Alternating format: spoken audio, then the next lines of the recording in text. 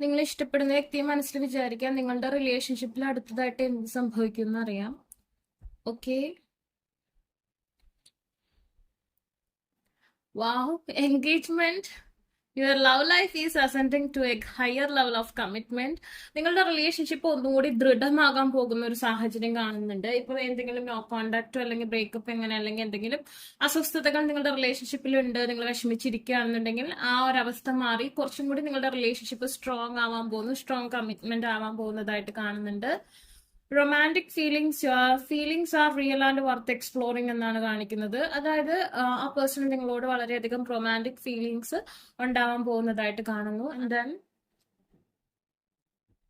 Express your love, go head and make the romantic gestures.